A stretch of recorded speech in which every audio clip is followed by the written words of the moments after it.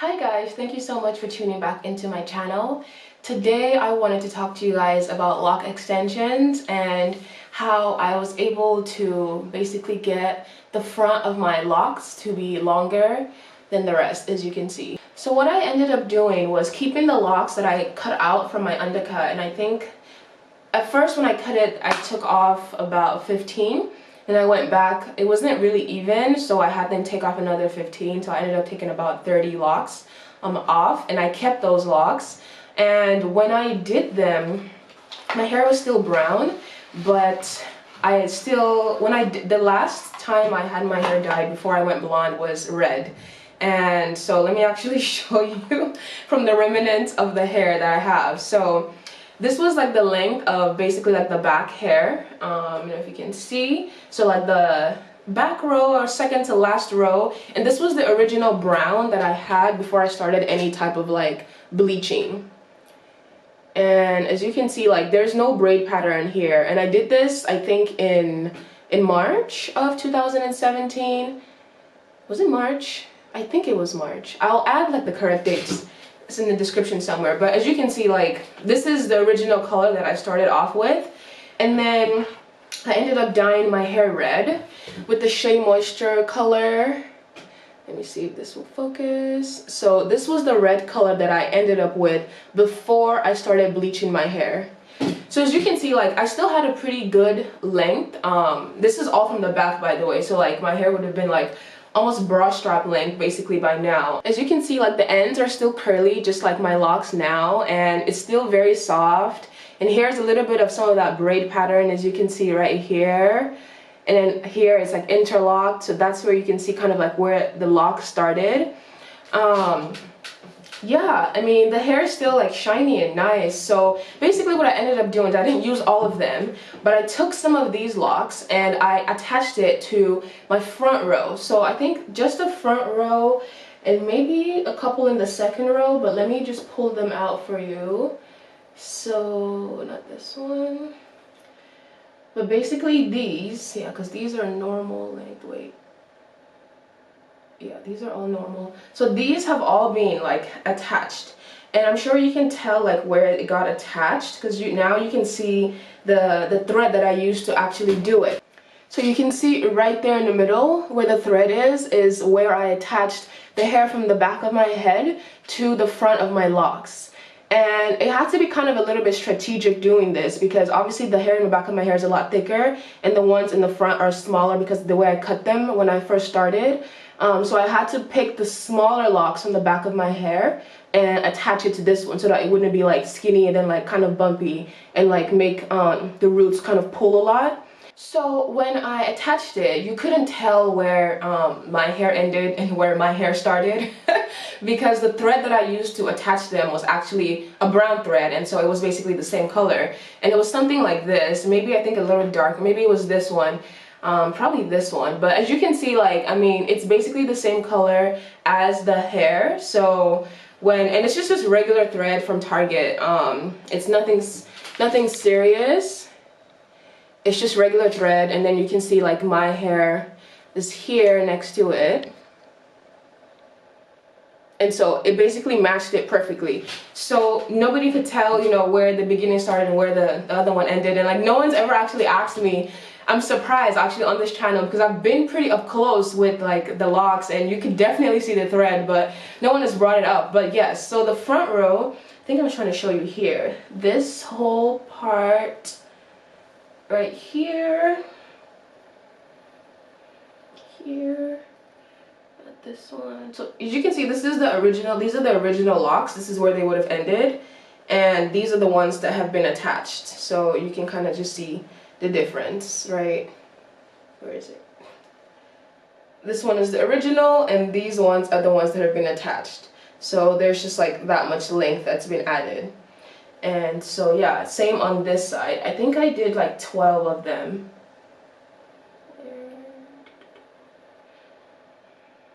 Yeah, so all of these have been attached, and that's why they're shorter than, I mean, they're longer than the rest of my hair. I didn't attach to anywhere else, I only did the front.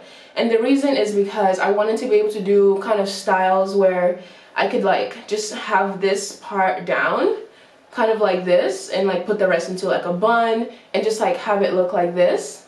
Because before, when it was really short, I mean, it would just kind of stick up, and like these hairs on the front, as you can see, they're cut pretty short, so they would just kind of lay like straight. And I was like, okay, so I don't really want that, so I just decided to attach it to it. And another thing to notice is you can kind of see like here, the bottom of the hair is kind of like a darker brown, whereas like here is a lot lighter, and that's just because of like the bleach, right? So when I this hair on this bottom is a lot tougher because it's from the back of my hair, the back of my head, and so when I bleached it, obviously the front is softer and like it took a lot faster, but like the hair from the back that I attached didn't really take that well. That's why you can kind of see like a little bit of demarcation in it as compared to the rest of the hair. But yeah, so it was pretty easy, and it did take a little bit of time. I'm gonna try and show you guys how I did it, but it was pretty easy. So you basically just, you know, this is just clipped from the root with the scissors in the barber shop. They literally just clipped it. There's like nothing to it, it just came from my scalp. So what you want to do is you have to match the thickness of this lock that you're trying to attach to another lock that has the same thickness, because if not, you're gonna end up with like bumpy locks. I don't think I have any, but I want to show you, like, you see how this is kind of it's a smooth transition, and minus a thread, but it's not like a different size, right? It's not bumpy or anything.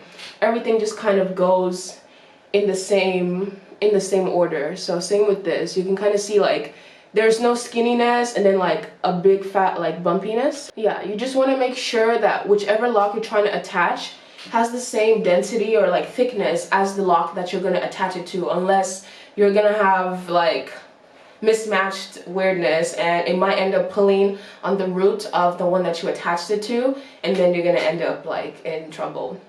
So basically what you want to do is like find a lock that's kind of the same thickness as the one you want to attach to. Like for example, this one is kind of the same thickness as this one, and because my ends, at least at the time of when I was doing it, were loose. I mean, they're still a little loose now, but they were a lot looser then. What I basically ended up doing is putting this next to it. So once you've put that next to it, then you want to just take the remaining strands and just like wrap it around the hair, the lock that you're trying to attach it to. And you just wrap it, and like you can just use your hand to like smush it together. So once you've kind of just wrapped it around it together, then you want to just take your thread and needle and just sew it through. Obviously this looks really mismatched because the colors are different, but you would have just kind of wrapped this one around this one, not for too long, because if you put it next to each other like this, then you're going to have like smooth and then bumpy and then smooth, right? So you just want to put it just like a little bit where they kind of overlapped, and then you're able to sew. And that was a lot easier to do for the front locks because they were a lot softer and they had a lot more like curls to wrap around, whereas like I don't think I would do it with these ones because they're just kind of too thick and they don't have as much loose curls on the end to be able to properly wrap around the lock. So yeah, that's it. I still have like the rest of all the locks here. I think I have about like 20 of these locks left, but I mean they're very soft. I haven't done anything to these actually, other than dyeing it red, because this was what they originally looked like when I first cut my undercut. Then when I dyed my whole hair red, I decided to dye the cut hair red as well, just like on the side, just in case I ended up like attaching like my undercut back or attaching like it to the rest of my hair or something. But I don't think I'm going to attach it to the rest of my hair. I think I'm just gonna keep the I think I'm just gonna keep the hair like it is now. With the front, I'm satisfied with it. I mean, if it gets too obscenely long where it just kind of looks awkward, I'll like probably just cut it where I ended up, where I attached it. But for now, I think that everything is kind of like so far so good. The attached hair doesn't feel drier or anything. This is all, let me just like, hold on. I think there's a little bit more. So these are the reds. and I have 2 browns. Yeah, so basically I have 2 browns from the original color that I had before I started going like blonde and stuff, and then I have the red ones, and these ones are the ones that I had right before I bleached my hair September of last year. Yeah, so they're still very soft. I mean, I don't think that there's any difference in this hair and the hair that I have on my head.